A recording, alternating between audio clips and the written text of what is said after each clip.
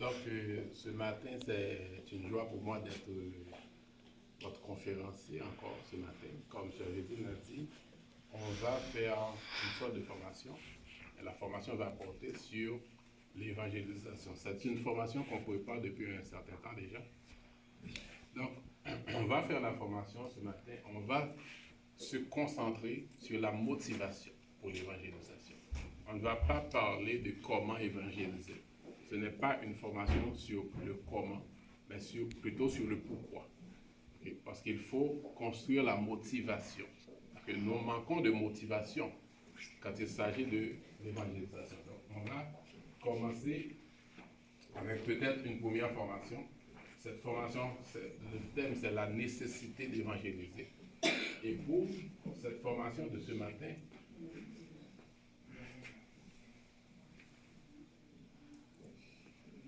la formation de ce matin va porter sur 6 modules. On va avoir 6 modules dans le cadre de cette formation. Le premier module qu'on va voir, ce sera la perle, un joyau et une nuisance. La perle, un joyau et une nuisance. Le deuxième module, les bonnes choses sont partagées avec amour. Les bonnes choses sont partagées avec amour. Deuxième module, l'église indifférente. Deuxième module qu'on va voir, c'est l'église indifférente. Troisième module, le quatrième module, c'est la relation de la croix. Cinquième module, c'est la puissance de défendre l'intérêt supérieur de Dieu. La puissance de défendre l'intérêt supérieur de Dieu. Et le dernier module, une question de Jésus. Jésus aura une question pour toi ce matin. Donc, commençons tout de suite. Enchaînons avec cette première question. Pourquoi l'évangélisation est une nécessité à la fois pour le chrétien et pour l'Église? Notez bien que dans cette question, on dit pour le chrétien et pour l'Église. On ne dit pas pour l'Église. Parce que dès qu'on parle d'Église, on a tendance à avoir l'institution.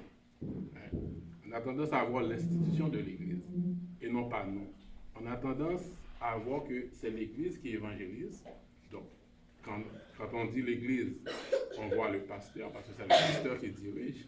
Donc, c'est comme si la responsabilité de l'évangélisation, c'est le pasteur. Parce que c'est le pasteur qui dirige l'Église. Mais dans la question, on met la responsabilité d'abord sur le chrétien. Parce que même si on parle d'Église, ce sont les chrétiens qui forment l'Église. Donc, la question ce matin, c'est pourquoi l'évangélisation est une nécessité à la fois pour le chrétien et pour l'Église. C'est à cette interrogation que nous allons tenter de répondre à travers nos 6 modules. Mais d'abord, faisons une petite comparaison. On va faire une petite comparaison entre les temps des premiers chrétiens et les temps modernes. Dans les temps des premiers chrétiens, on avait un monde polythéiste, comme on avait dit quand on parlait de la réforme. Le monde polythéiste, ça veut dire que c'était un monde qui était très croyant. Les gens croyaient dans plusieurs types de divinités. On avait aussi un monde de monarchie, où bien souvent, la religion du monarque, de l'empereur, c'était la religion du peuple. Donc c'était un monde où c'était plutôt risqué de venir professer une autre foi que la foi du roi. On pouvait se faire couper la tête. Non? C'était un monde où il y avait beaucoup de risques de mourir pour sa foi. C'est pour ça que dans les premiers temps de l'Église était très persécutée. Et pour finir, les moyens de communication étaient très rudimentaires. Pour évangéliser dans ces temps-là, la seule façon qu'on pouvait faire ça, c'était soit d'aller chez les gens ou bien soit d'évangéliser dans les places publiques. Par contre, dans les temps modernes, les temps du 21e siècle, nous avons la liberté de croyance. On n'a personne qui nous contraint à croire et on ne risque pas de mourir pour notre foi. On a la liberté de nous réunir en assemblée. Quand on vient à l'église ici, on n'est pas obligé de nous cacher. On n'est pas obligé de mettre quelqu'un devant la porte pour surveiller la police. On est libre. Parce qu'on vit dans les temps de liberté. On a une diversité des moyens de communication. Mais l'incrédulité, dans ces temps modernes, l'incrédulité grandit. Pourquoi l'incrédulité grandit? Parce que la foi vient de ce qu'on entend. et ce qu'on entend vient de la parole de Dieu.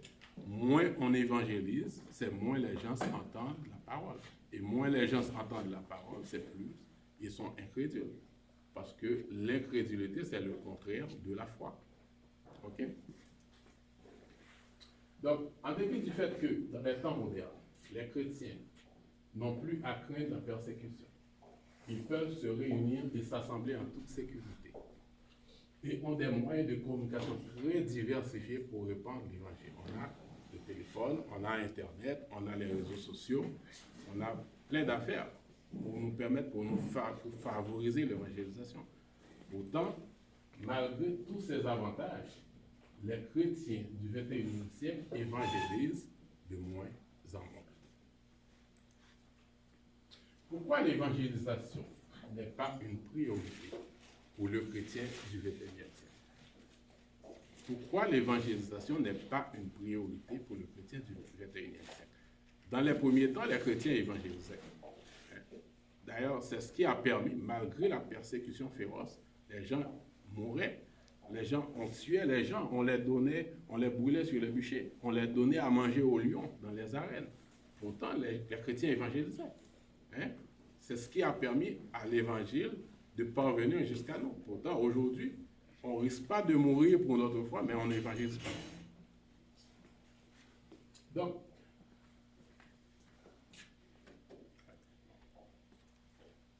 Donc, c'est avec cette question qu'on va commencer notre premier module.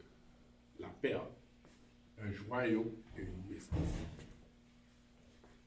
Ici, nous avons une petite image d'une perle. Une perle dans une huître. Vous savez que ce sont les huîtres qui produisent les perles. Ce ne sont pas toutes les espèces d'huîtres qui produisent des perles, mais certaines espèces d'huîtres produisent des perles. La perle, c'est quoi? La perle, c'est une pierre précieuse.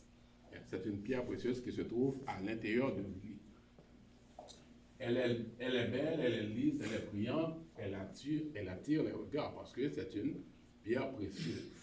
Comment l'huître fait-elle pour produire cette merveille? Pour produire cette petite pierre qui est brillante et qui vaut cher, qui vaut beaucoup d'argent. On a une définition ici de comment la perle est formée. Lorsqu'un corps étranger ou un intrus, un grain de sable ou de roche par exemple, s'introduit dans la chair de l'huître, le coquillage, pour se protéger de ce dernier, du corps étranger, va entourer ce petit grain de sable de plusieurs couches d'une substance appelée nacre. C'est la nacre, une substance que le coquillage va produire, qu'il va utiliser pour entourer ce corps étranger, ce petit grain de sable. C'est ça qui va produire la perle. Donc, ces couches successives de la nacre autour de ce grain de sable vont finir, au fil des années, par lui donner cet aspect lisse et brillant. Elle finira par devenir une perle. Donc, voilà comment une perle est formée. Donc, même si on voit la perle, c'est une pierre précieuse, mais à l'intérieur de la pierre précieuse, il y a un corps étranger. Il y a quelque chose qui ne vaut pas grand-chose en fait. Donc, il faut noter ici dans cette définition les mots corps étranger et intrus. Corps étranger et intrus. Donc, la perle qui est pour nous un joyau est en fait pour l'huître, pour l'animal qui l'a produit, rien d'autre qu'un mécanisme pour empêcher à un intrus ou un corps étranger de le nuire. Donc, si nous voyons la perle comme un joyau, mais l'huître, lui, cette perle-là, c'est juste un mécanisme de défense. Ce n'est pas un joyau. Les couches de nacre qui entourent cet intrus au fur et à mesure vont finir par le rendre inoffensif pour l'animal. Parce que le petit grain de sable qui rentre dans la perle, qui va nuire à l'animal, qui va blesser sa chair, l'animal va l'entourer d'une substance appelée nacre pour l'empêcher de nuire, pour le rendre inoffensif, pour le confiner totalement. Donc la perle, qui est un joyau, c'est en fait un processus de confinement. Et cette image de la perle correspond parfaitement à l'image de l'Église dans le monde, surtout dans les temps modernes. Une église qui est un joyau pour Dieu et pour nous chrétiens, mais un corps étranger, un intrus, pour le monde et pour notre adversaire, le diable. Le monde entier est sous la puissance du malin, vous savez. Donc en fait, l'Église est un mal à détruire, à éliminer. Parce que nous, chrétiens, nous considérons l'Église comme un joyau. Dieu voit l'Église comme un joyau, mais pour l'adversaire, l'Église n'est pas un joyau. L'Église est un corps étranger. Mais comme l'adversaire ne peut pas se débarrasser de l'Église, parce que l'Église, c'est l'Église de Jésus-Christ. Nous souvenons la déclaration de Jésus, les portes du séjour des morts ne prévaudront point contre elle. L'adversaire ne peut pas se débarrasser de l'Église. Il a essayé avec la persécution, ça n'a pas marché. Alors la stratégie du diable au XXIe siècle n'est plus la persécution, parce que nous vivons dans des temps de liberté. Mais la stratégie maintenant, c'est le confinement. Le confinement du peuple de Dieu. Pourquoi confiner un mal? Quand on a un mal, pourquoi on le confine? À défaut de pouvoir l'éliminer, à défaut de pouvoir l'enlever, pourquoi on confine un mal? On confine un mal pour l'empêcher de nuire. Pour l'empêcher de nuire, on neutralise sa capacité de nuisance, le rendant inoffensif, inopérant. Donc, quand l'Église est confinée, l'Église devient inopérante. Et c'est ce qui se passe avec l'évangélisation. Pour l'empêcher de se répandre et de se propager davantage. Parce que dans les premiers temps, l'adversaire persécutait les chrétiens. Mais plus les chrétiens fuyaient, plus ils les évangélisaient sur leur parcours. Mais aujourd'hui, nous n'avons plus la persécution. Mais nous n'avons plus le temps pour évangéliser non plus. Donc c'est ça le confinement. L'Église du XXIe siècle est confinée. Comment? L'Église est confinée par les distractions. On a les réseaux sociaux, la télé, les jeux vidéo. On passe beaucoup de temps à regarder des films. On passe beaucoup de temps à regarder des vidéos. On passe beaucoup de temps à jouer. Mais on n'a pas le temps pour Dieu. On n'a pas le temps pour évangéliser. L'Église est confinée par les soucis de la vie. Hein? Le travail, la famille, les enfants, les factures à payer. On a tellement de choses à faire. On a tellement de soucis, on a tellement de problèmes qu'on n'a pas le temps de regarder les autres qui ont besoin de salut. C'est un mécanisme du confinement de l'Église. Par les divisions, les commérages dans l'Église, les rivalités entre pasteurs, entre frères et sœurs, la gestion humaine de l'Église. Quand l'Église a beaucoup de problèmes, on passe beaucoup de temps à résoudre des problèmes internes dans l'Église, on n'a pas le temps de regarder ailleurs. Quand on doit s'occuper tout le temps des problèmes des fidèles, on n'a pas le temps d'aller évangéliser. Hein? Donc, quand l'Église a des rivalités qui la déchirent, ces rivalités font quoi? Ces rivalités discréditent le message de l'Église. Et puis l'Église est obligée, les chrétiens sont obligés de se taire, parce que le message a été discrédité. Par les lois de nos sociétés. Les lois de nos sociétés jouent aussi comme un rôle de confinement. Parce qu'on n'a plus le droit de parler de Dieu à l'école, ça dérange. On n'a pas le droit de parler de Dieu au travail, ça dérange. On n'a pas le droit d'évangéliser sur la place publique, ça dérange. Hein? Maintenant, les gens commencent à prendre, certaines sociétés commencent à prendre des lois pour empêcher aux gens de parler contre l'homosexualité. On va vous accuser d'incitation à la haine. Donc, tout ça, c'est un processus de confinement pour permettre aux chrétiens de se taire. Quelles sont les conséquences de ce confinement, le confinement de l'Église? Les chrétiens du XXIe siècle n'ont pas le temps pour les choses de Dieu. Nous venons à l'Église le dimanche, mais nous venons faire passer combien de temps? 2h30, 3h max. En dépit de ça, nous n'avons pas le temps. Des fois, nous n'avons même pas le temps d'attendre la fin du service. Pourtant, nous ne venons pas à l'église 3 fois par semaine. Une seule fois. L'église du XXIe siècle n'a pas le temps pour évangéliser, car trop occupée à prier pour les problèmes de la vie quotidienne. Donc, quand on a tellement de problèmes, on passe toutes nos journées, tout notre temps à prier pour nos problèmes, uniquement pour nos problèmes, c'est qu'on devient comme une fourmi. Hein? Parce que fait la fourmi? La fourmi passe son temps à chercher de la nourriture.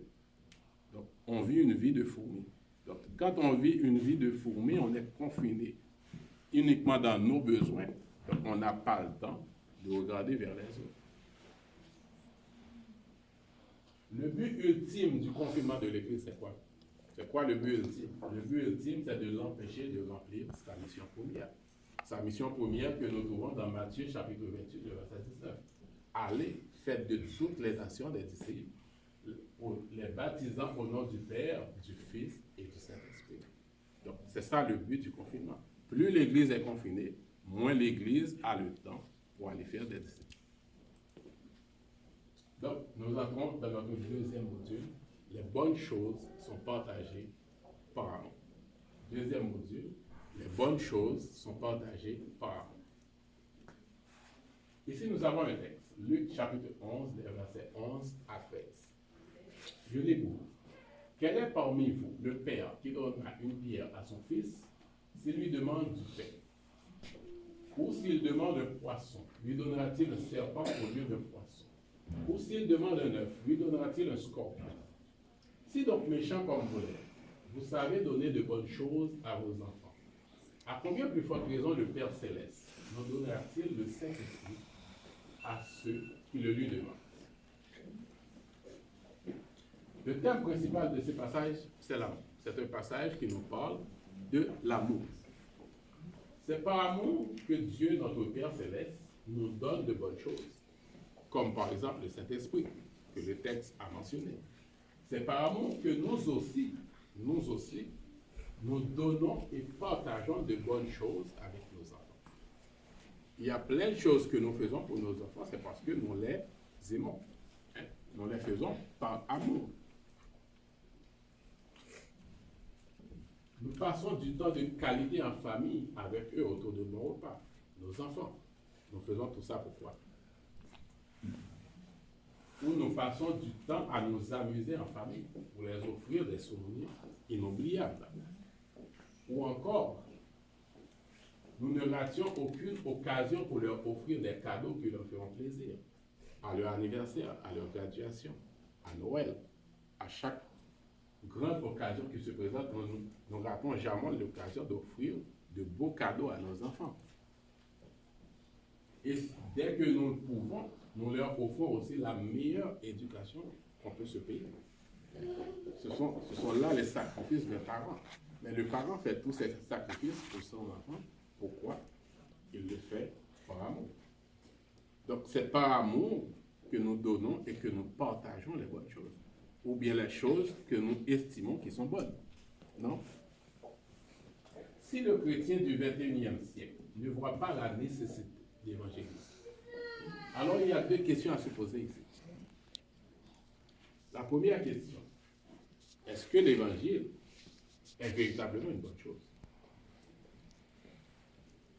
Parce que si les bonnes choses sont partagées par amour, si nous ne partageons pas l'évangile, donc nous devons nous poser la question, est-ce que l'évangile est une bonne chose? Non? Ou la deuxième question, par contre, dans l'éventualité où nous disons oui, l'évangile c'est une bonne chose, mais nous ne la partageons pas. Donc, la deuxième question, c'est aimons-nous notre prochain réellement comme nous-mêmes? Parce que si les bonnes choses sont partagées par amour, l'évangile n'est pas une bonne chose. Si on dit que l'évangile n'est pas une bonne chose, l'évangile n'est pas une bonne chose. C'est ce que nous constatons. Donc, si l'évangile n'est pas une bonne chose, pourquoi nous venons à l'église? Que faisons-nous ici ce matin? On aurait pu rester dans notre lit. On aurait pu aller pêcher. On aurait pu faire la grasse matinée. On aurait pu aller chez des amis. Si l'évangile n'est pas une bonne chose, pourquoi nous sommes là? Pourquoi nous continuons encore de venir à l'église?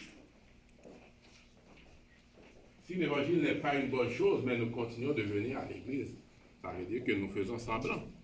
Nous faisons semblant d'être chrétiens, mais nous ne sommes pas chrétiens réellement. Cela veut dire que c'est quelque chose que nous faisons, mais nous ne faisons pas de notre cœur, de plein cœur, de tout cœur. Si l'évangile n'est pas une bonne chose, mais nous continuons à venir à l'église, nous sommes comme des comédiens. Hein? Parce que nous faisons quelque chose que notre cœur n'est pas là-dedans, donc ça veut dire que nous jouons un rôle. Non? Maintenant, si on dit que l'évangile est une bonne chose, nous reconnaissons que l'évangile est une bonne chose, mais nous ne partageons pas l'évangile. Donc ça veut dire que le problème, ce n'est pas l'évangile. Le problème se trouve de l'autre côté. Le problème se trouve dans l'amour du prochain. Non? Donc, si le problème se trouve dans l'amour du prochain, où est passé l'amour du prochain? Si nous reconnaissons que l'évangile, c'est une bonne chose, mais nous ne voulons pas la partager, cela veut dire que nous sommes des égoïstes. Non? Cela veut dire que nous avons trouvé quelque chose qui est un perle, qui est un joyau, mais nous voulons la garder pour nous. Donc, nous sommes devenus des égoïstes en tant que chrétiens, pendant que nous parlons de l'amour du prochain.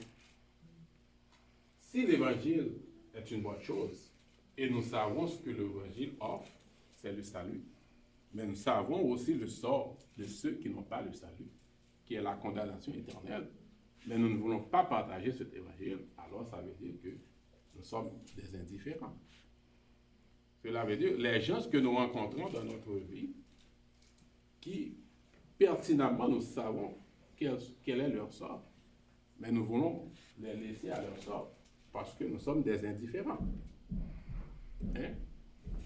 Donc, si nous n'aimons pas notre prochain, pourquoi Dieu devrait-il nous aimer quand nous haïssons nos prochains?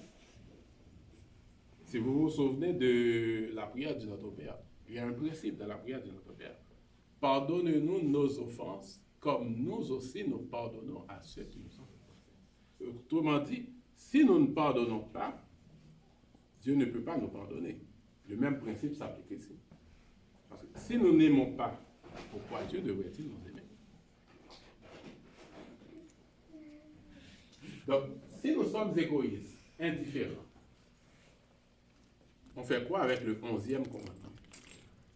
Vous savez qu'il y a 10 commandements, mais moi, je sais qu'il y a un 11e commandement. Hein? Jean chapitre 13, le verset 24. Je vous donne un commandement nouveau. Aimez-vous les uns les autres. Comme je vous ai aimé, vous aussi aimez-vous les uns les autres. Hein? C'est un commandement nouveau que Jésus a donné à ses disciples avant de partir. Donc, si nous estimons que l'évangile c'est une bonne chose, nous admettons que l'évangile c'est une bonne chose, mais nous voulons la garder pour nous. Mais les bonnes choses sont partagées par amour.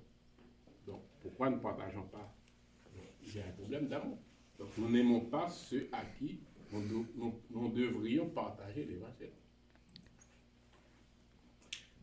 Si l'évangélisation n'est pas une nécessité pour les chrétiens et les chrétiennes, est-ce que l'Église du XXIe siècle peut encore prêcher l'amour du prochain quand le sort des gens qui périssent dans le monde et qui vont en enfer lui est complètement indifférent?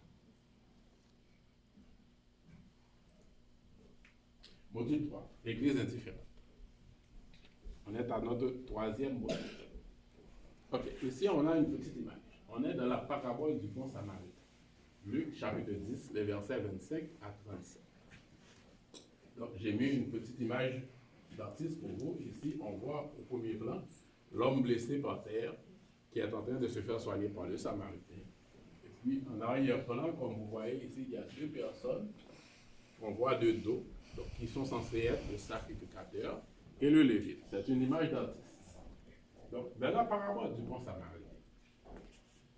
le message de la parabole du bon samaritain est sur l'amour du prochain. Nous sommes tous d'accord avec cette affirmation. C'est sur l'amour du prochain. Mais c'est surtout un message qui met en juxtaposition 2 sentiments. C'est un message qui met en juxtaposition 2 sentiments. L'amour et l'indifférence. En un mot, c'est un message qui dénonce une sorte d'hypocrisie. Il y a une sorte d'hypocrisie que le message est en train de dénoncer. Le fait de parler d'amour tout en étant indifférent aux autres. C'est ça que le message de la parabole du bon samaritain est en train de montrer. Ce message qui a été donné aux Juifs montre aussi, dans une certaine mesure, l'image de l'Église du XXIe siècle. Pourquoi? Une Église qui prêche l'amour, mais qui est totalement indifférente au sort des païens qui périssent. prêchons l'amour, mais nous n'évangélisons pas. Mais c'est quoi? C'est quoi cet amour? Est-ce que nous sommes indifférents envers les autres? Regardons l'image des acteurs de la parabole pour bien comprendre. Quels sont les acteurs en cause et que représentent-ils? On a les brigands. Que représentent les brigands? Les brigands représentent le diable et son royaume de démons, qui ne viennent que pour dérober et détruire. Comme Jean 10, verset 10 le dit, le voleur ne vient que pour dérober, égorger et détruire. On a par exemple l'homme blessé. Que représente l'homme blessé? L'homme blessé, personne sans identité, qui peut donc être n'importe qui. Il représente l'humanité déchue, accablée par le péché et dont la destinée est la mort éternelle. C'est ça que l'image de l'homme blessé. Romains chapitre 3, le verset 23, car tous ont péché et sont privés de la gloire de Dieu.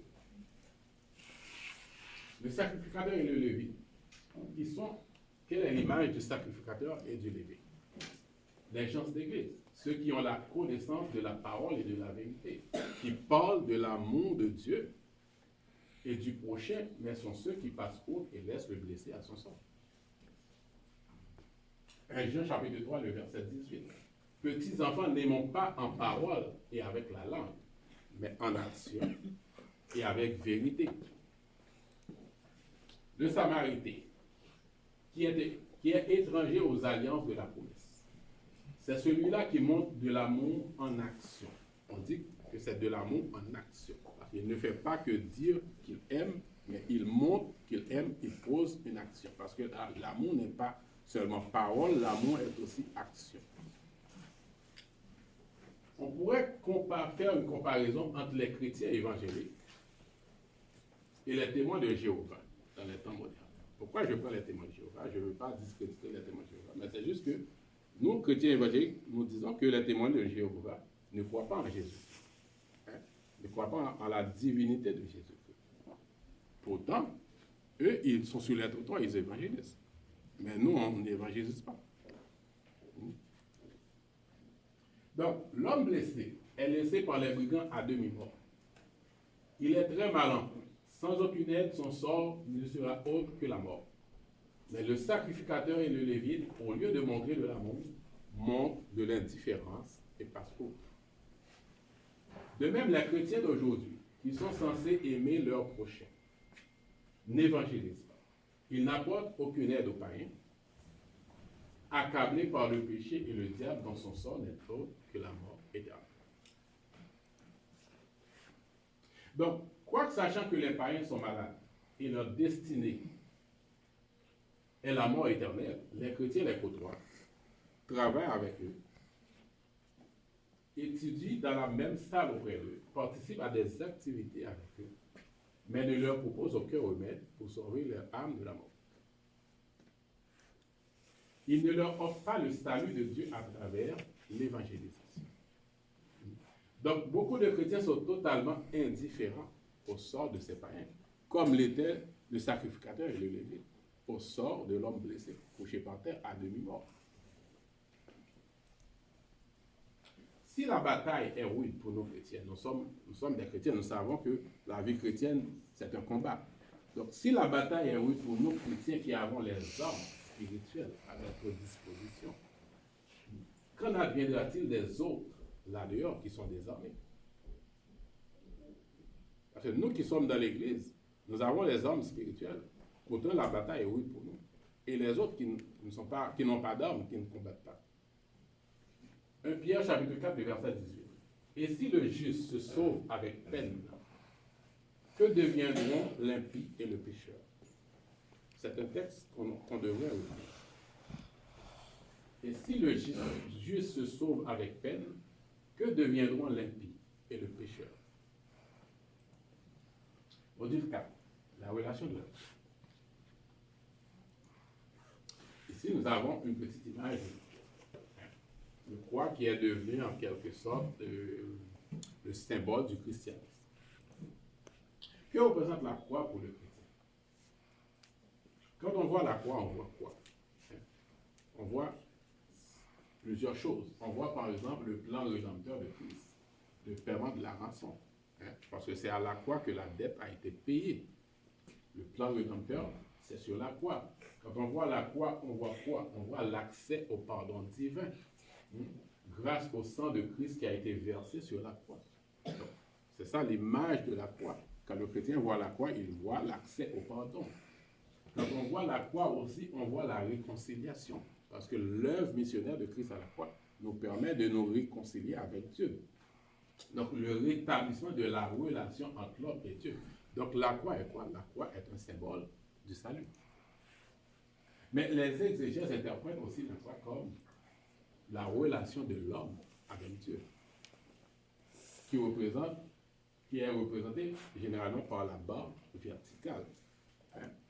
La relation de l'homme avec son prochain, qui est généralement représentée par la barre horizontale. Parce que quand on parle de la croix, des fois, on interprète la croix comme une sorte de relation. Et Jésus-Christ, qui a été crucifié entre les deux, étant la jonction entre ces deux relations. C'est-à-dire que Jésus-Christ joue le rôle de jonction entre la relation de l'homme avec l'homme et la relation de l'homme avec Dieu. Et on le voit dans ces deux textes, Marc 12:30 et Marc 12:31. Marc 12:30, on dit quoi? Tu aimeras le Seigneur ton Dieu de tout ton cœur, de toute ton âme, de toute ta pensée et de toute ta force. Tu aimeras le Seigneur ton Dieu, c'est quoi? C'est la relation avec Dieu. Et tu aimeras ton prochain comme toi-même, c'est quoi? C'est la relation avec les hommes, avec le prochain. Donc, quand on parle de relation avec Dieu, la relation avec Dieu comprend quoi? Pour avoir une bonne relation avec Dieu, ça comprend quoi? Ça comprend la prière, la lecture de la Bible, les études bibliques, les exhortations et l'enseignement. Mais quand on fait ces choses, on prie tout le temps, on lit la Bible, on suit les enseignements bibliques. C'est quoi le but? Le but, c'est la croissance spirituelle.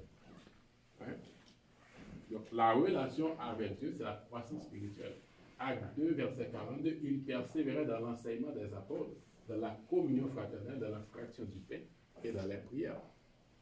Donc, le but de la relation avec Dieu, c'est de nous permettre de nous approcher de Dieu, de croître spirituellement, de mieux comprendre Dieu. Mais la relation avec le prochain comprend quoi? Quand on dit qu'on doit avoir une bonne relation avec notre prochain, ça comprend quoi?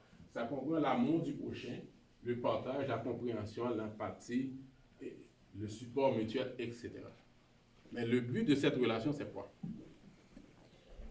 Le but de cette relation, c'est la communion entre frères et sœurs. On doit avoir une bonne relation entre nous, de sorte que nous puissions avoir une bonne communion entre frères et sœurs. Et le deuxième but, c'est la croissance en nombre. La croissance en nombre, c'est une croissance, c'est un autre but qui est important. Pourquoi? Parce que quand on regarde le texte de 2 Corinthiens chapitre 5, le verset 20, qui dit quoi? Qui dit, nous faisons donc les fonctions d'ambassadeurs pour Christ, comme si Dieu exhortait par nous. Nous vous en supplions au nom de Christ, soyez réconciliés avec Dieu. Donc, la relation qu'on a avec notre prochain, avec nos frères et sœurs à l'intérieur de l'Église, doit envoyer une image au monde.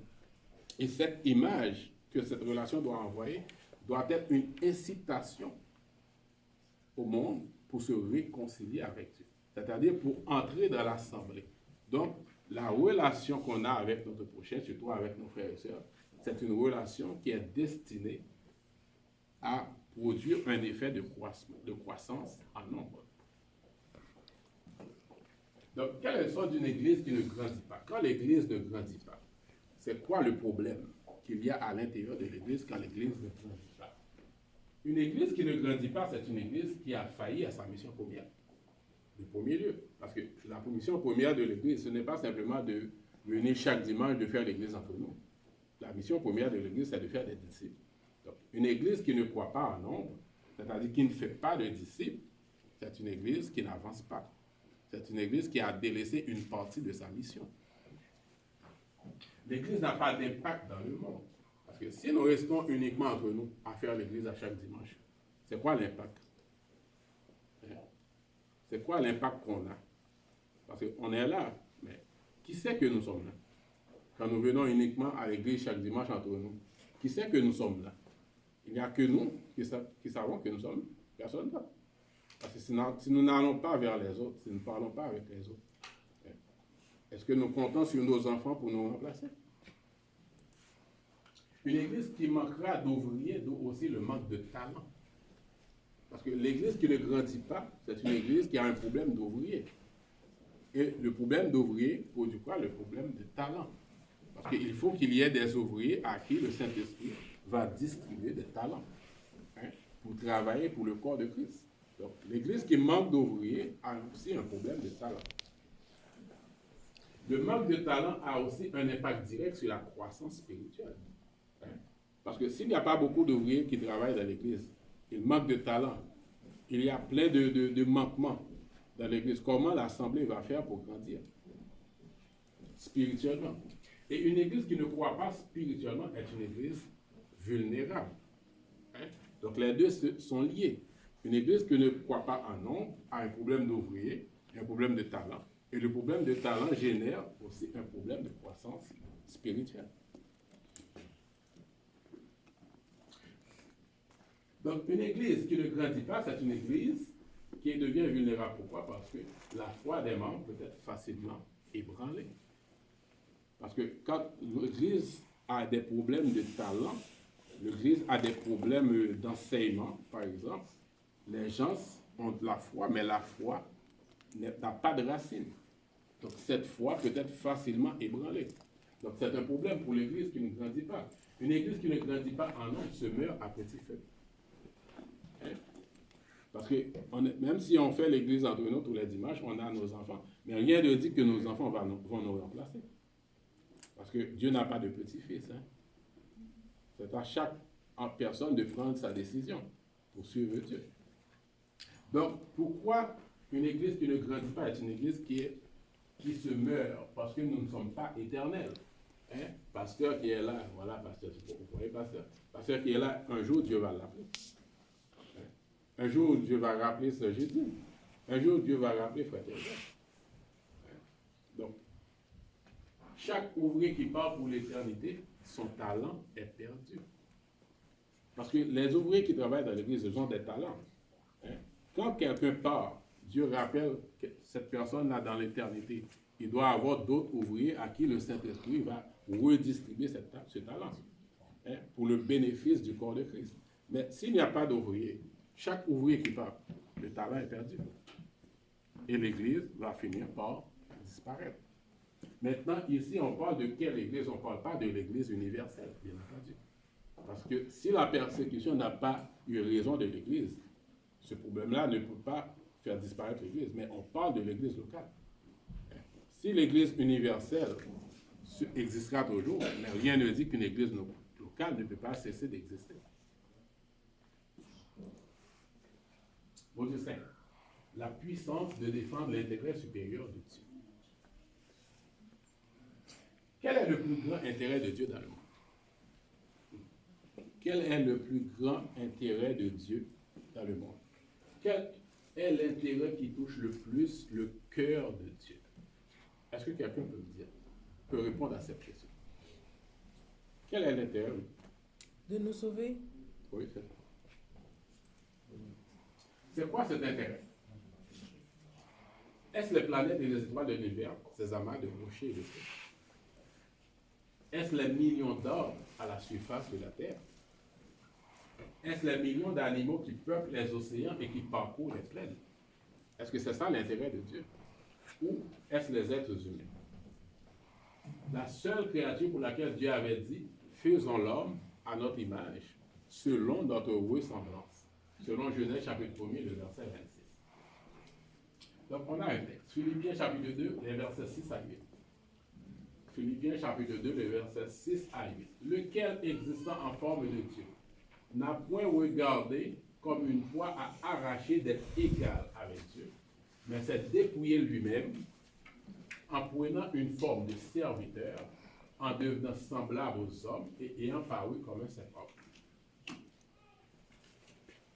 Pourquoi un être d'essence divine laisserait-il sa gloire, sa magnificence et son royaume dans les cieux pour revêtir l'apparence d'un homme sur terre. Quel en est l'intérêt? Pourquoi venir habiter parmi les hommes, souffrir comme eux et mourir comme un voleur quand on est Dieu au-dessus de toute chose et de toute création? Je répète la question. Pourquoi venir parmi les hommes, souffrir comme eux et mourir comme un voleur quand on est Dieu au-dessus de toute chose et de toute création? Parce que si c'était simplement pour nous bénir, pour nous donner des enfants, pour une belle voiture, une somptueuse maison, la réussite et la gloire, la prospérité économique, l'intelligence et la sagesse, si c'était pour nous donner ces choses, est-ce que Jésus avait besoin de se déplacer de son trône? Il pouvait le faire directement de son trône, dans les cieux. Il n'avait pas besoin de venir sur la terre. Il n'avait pas besoin de prendre une forme humaine. Hein? Il n'avait pas besoin de laisser son trône pour cela, encore moins à intégrer la misère de la condition humaine. Pourquoi un Dieu va laisser son royaume, va laisser des milliards d'anges qui le servent pour venir intégrer la misère de la condition humaine? C'est quoi l'intérêt? Mais si Dieu lui-même s'est déplacé, s'il n'a pas envoyé un ange, ni un serviteur pour régler cette tâche, c'est que l'objectif à atteindre était capital. Et cet objectif capital qui a nécessité que Dieu lui-même se déplace de son trône, de son royaume, nous le trouvons en Luc chapitre 19, verset 10. L'objectif du déplacement de Dieu qui a fait que Dieu a laissé son trône pour venir sur terre. Cet objectif, nous le trouvons dans Luc chapitre 19, verset 10. Quand le Fils de l'homme est venu chercher et amener au salut ce qui était perdu.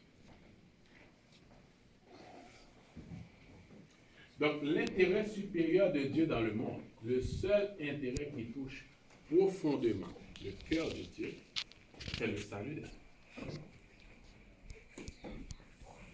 Donc, si le salut des hommes est primordial pour Dieu, comment nous, chrétiens, pouvons-nous négliger de défendre cet intérêt supérieur de Dieu? Parce que si nous sommes chrétiens, nous sommes des serviteurs de Dieu, non? Donc, comment pouvons-nous négliger l'intérêt qui touche le plus le cœur de Dieu?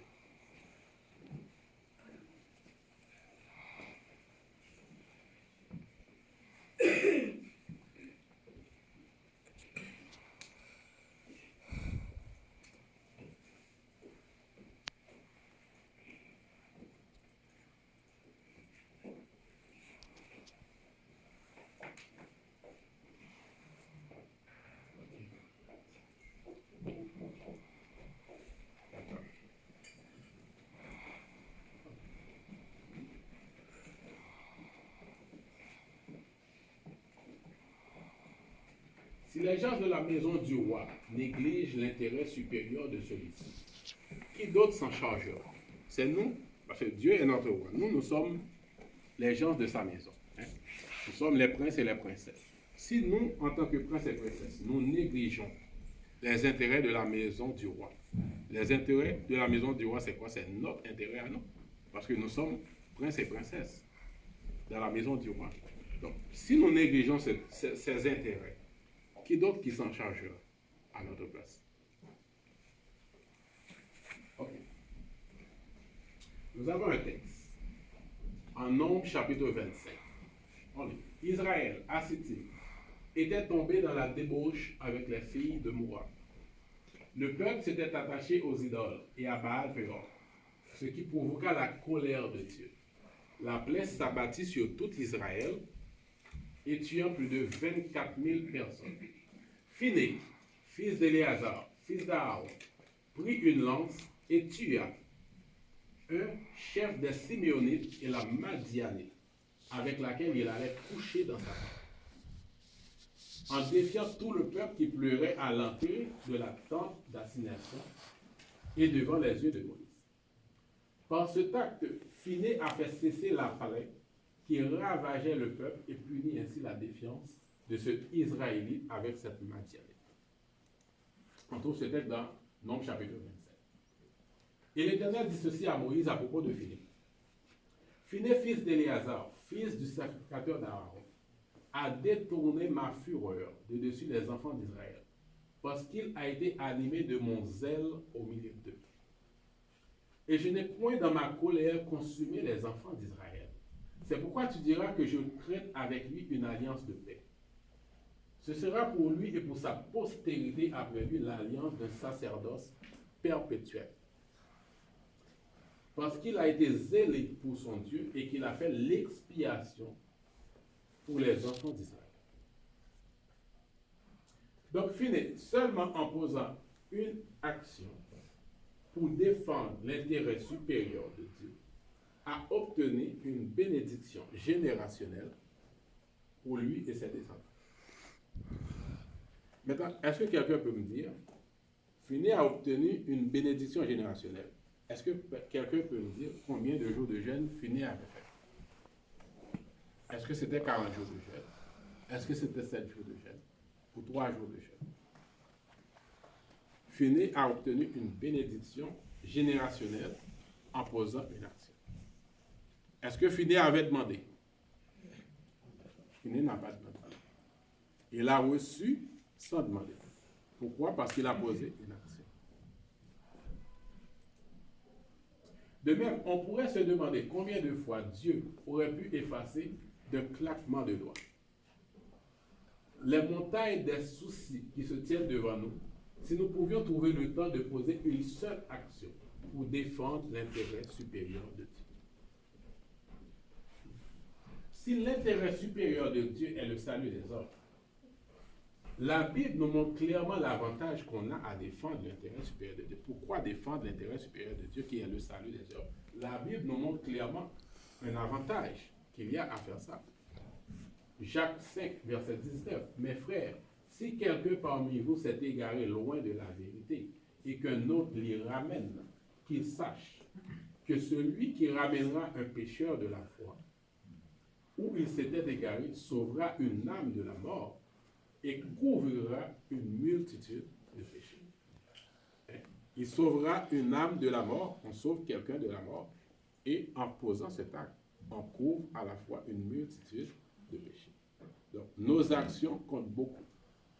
Ce n'est pas seulement la prière. Oui, on prie beaucoup, c'est bien de prier, mais il y a aussi des actions. Alors, en tant que chrétiens, gens de la maison de Dieu, enfants du royaume, pouvons-nous encore négliger l'intérêt capital, l'intérêt primordial de notre roi? Le seul intérêt qui l'a poussé à subir une mort infâme parmi les hommes mortels. Pourquoi le chrétien n'a pas à cœur de défendre l'intérêt qui touche le plus le cœur de Dieu? Surtout quand Jésus avait eu à préciser ceci. Matthieu chapitre 12, le verset 30. Jésus avait eu à préciser, celui qui n'est pas avec moi est contre moi. Celui qui n'assemble pas avec moi disperse. Celui qui n'est pas avec moi est contre moi. Celui qui n'assemble pas avec moi disperse. Si nous disons que nous sommes avec Jésus-Christ, pourquoi nous ne voulons pas assembler avec lui?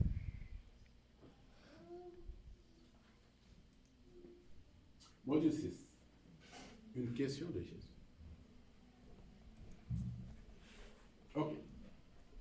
Là, on est arrivé à un petit scénario. On va faire un petit scénario. J'aimerais que nous tous ici, que nous imaginons un moment, un instant, que l'enlèvement a déjà eu lieu. Jésus est venu nous chercher. On est tous partis. On n'est plus sur la terre, on est au ciel.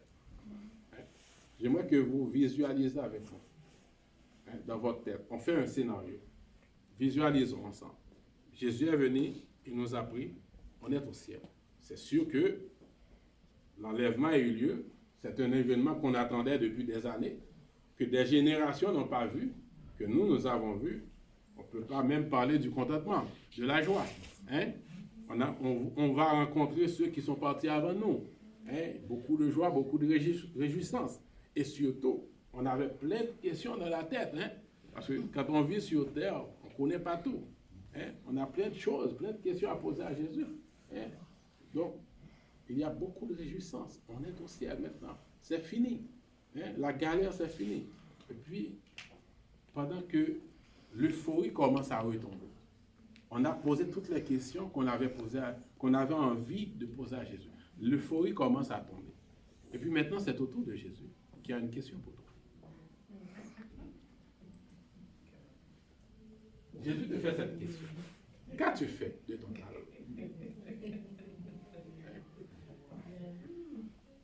Jésus te dit, qu'as-tu fait de ton talent? Maintenant, tu dis que... qu'est-ce que tu dis? Tu dis, de quel talent il s'agit-il, Seigneur? Parce que j'étais sur terre, mais j'ai chanté dans la chorale, j'ai prêché sur la chaire pour l'assemblée, j'ai joué la musique. C'était quel talent? Jésus te dit, non, je ne te parle pas du talent particulier. Je te parle du talent universel. Je te dis, mais quel talent universel? Y a-t-il un talent universel? Je te dis, je te parle de ce talent. Le talent du témoignage. Donc, Jésus te pose encore la question. Qu'as-tu fait de ton talent? Jean chapitre 3, verset 32. Celui qui vient du ciel est au-dessus de tous. Il rend témoignage de ce qu'il a vu et entendu, et personne ne reçoit son témoignage. Jésus est l'envoyé du Père. Non? C'est le Père qui a envoyé Jésus-Christ. Jésus est l'envoyé du Père. Il est donc le témoin du Père céleste. De même, en Acte 1er, verset 8, c'est Jésus qui parle. Il va parler aux disciples. Il va dire quoi aux disciples? Mais vous recevrez une puissance, le Saint-Esprit survenant sur vous.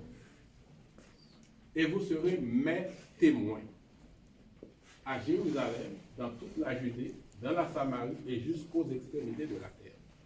Donc, le Père a envoyé Jésus. Jésus était le témoin du Père. Jésus a envoyé ses disciples.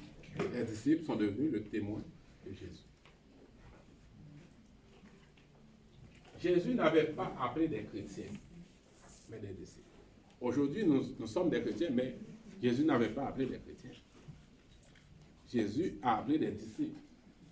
Ce sont les hommes qui ont nommé les disciples de Jésus du nom de chrétiens à Antioche. Nous sommes en Acte 11, verset 26. Donc, le mot chrétien, ce n'est pas Jésus qui nous a donné le mot de chrétien. Ce sont les hommes qui nous ont appelés chrétiens. Jésus n'a pas appelé des chrétiens, Jésus a appelé des disciples. Donc, les chrétiens sont avant tout des disciples. Et le disciple, c'est quoi? Le disciple, c'est un témoin. Parce que Jésus a dit, vous serez mes témoins. Le disciple, c'est un témoin. Quelle est la fonction d'un témoin? Le témoin, il témoigne de ce qu'il a vu, de ce qu'il a entendu. C'est ça la fonction d'un témoin. D'ailleurs, l'Église n'a-t-elle pas pris naissance sur un témoignage? L'Église a pris naissance sur un témoignage. Le talent du témoignage, c'est ce qui a démarré l'Église.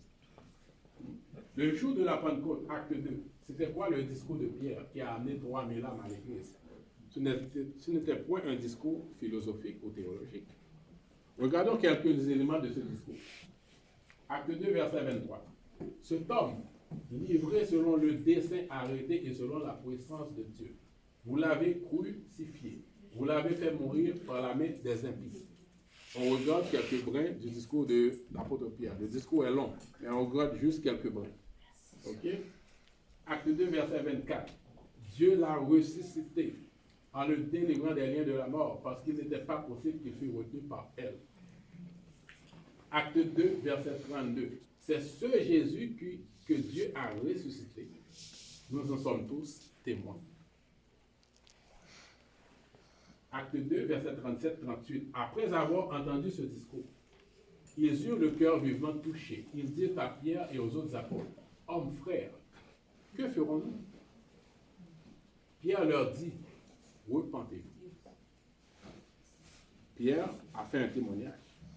Le témoignage a touché des cœurs.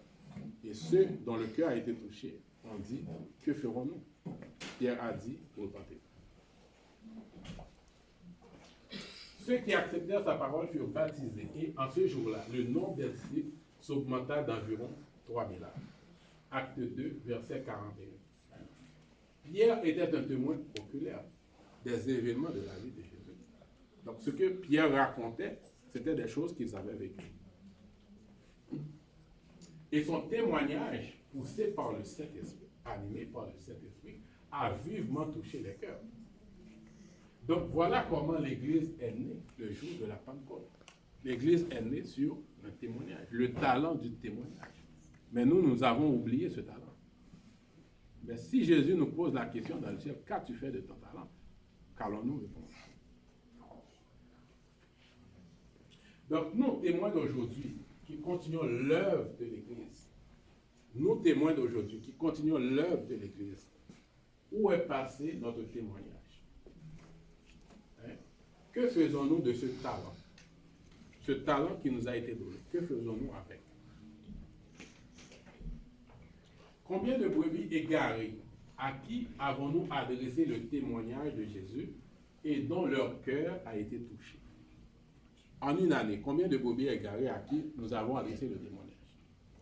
Chaque chrétien. C'est une question personnelle pour chaque chrétien. Parce que si Jésus te demandait dans le ciel, qu'as-tu fait de ton talent? Tu vas répondre quoi? Combien de brebis égarées qui nous a interpellés en nous disant, mon frère, ma soeur, que dois-je faire maintenant? Comme les gens ont dit à Pierre, que ferons-nous? Et à qui nous avons répondu, repentez-vous. Hébreux 2, verset 4. Dieu appuyant leur témoignage par des signes, des prodiges et divers miracles, et par les dons du Saint-Esprit distribués selon sa volonté. Autrement dit, les prodiges, les signes et les miracles au milieu de l'assemblée sont une confirmation du témoignage. Je relis les textes pour vous. Dieu appuyant leur témoignage par des signes, des prodiges et divers miracles. Donc, les signes, les prodiges et les miracles sont la confirmation du témoignage.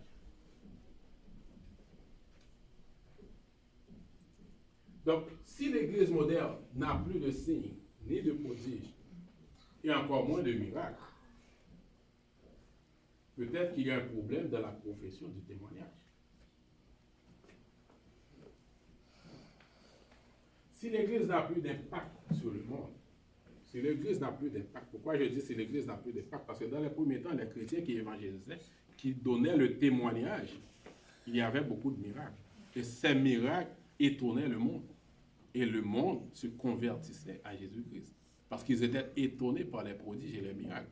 Donc si aujourd'hui l'Église n'a plus d'impact sur le monde, c'est parce qu'il y a une carence quelque part.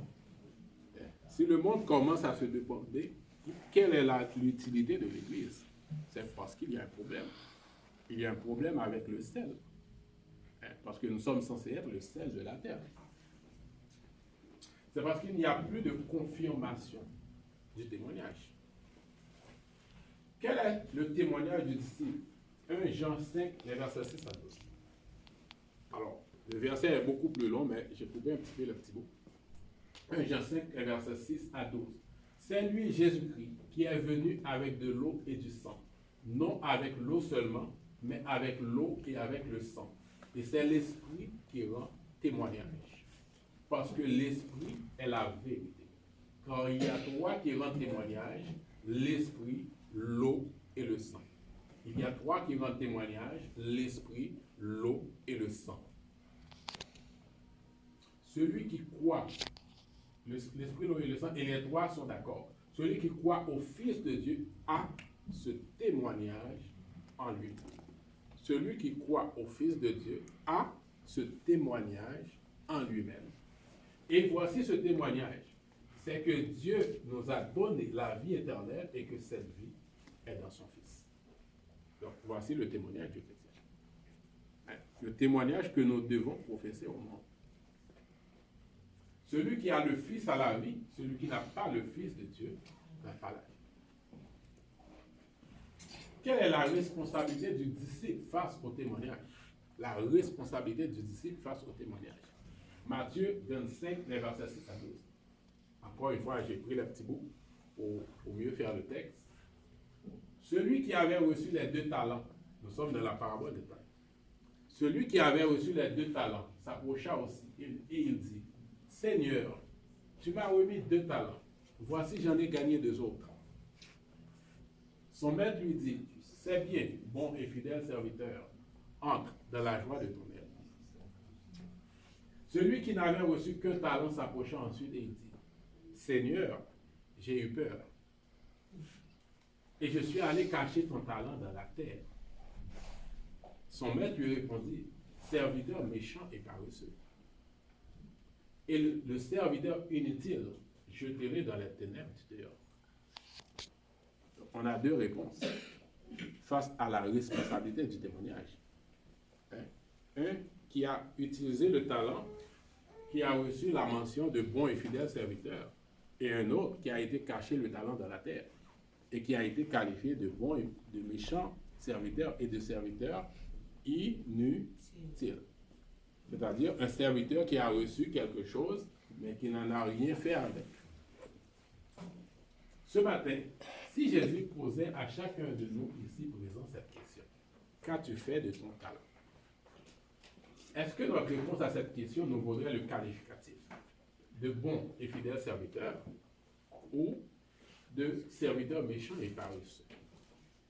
Est-ce que nous serons qualifiés parmi les serviteurs méchants et paresseux ou parmi les bons et fidèles serviteurs?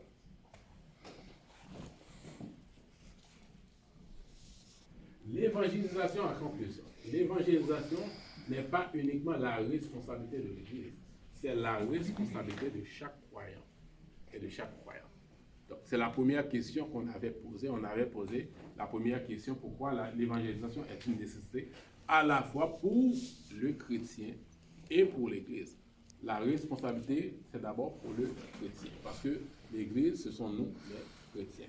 Donc, quand on voit l'Église en tant qu'institution, on dit que l'évangélisation, c'est pour l'Église.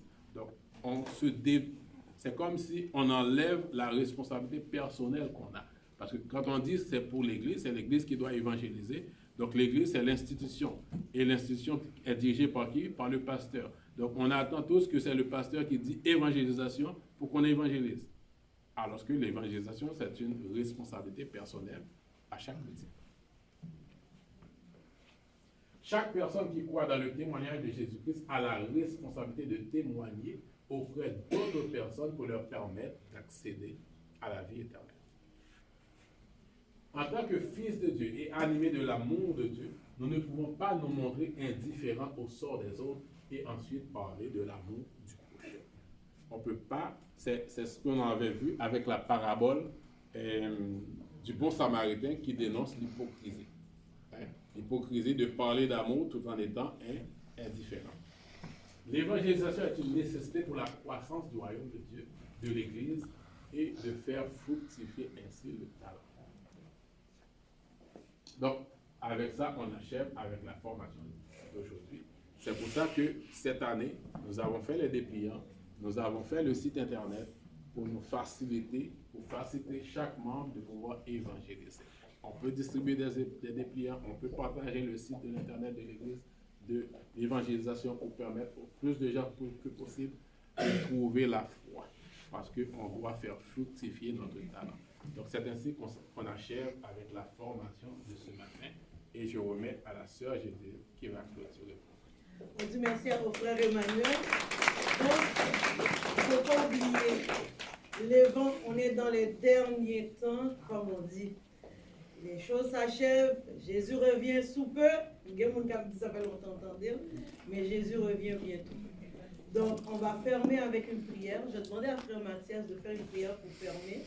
Puis après ça, il y a des muffins, du jus et du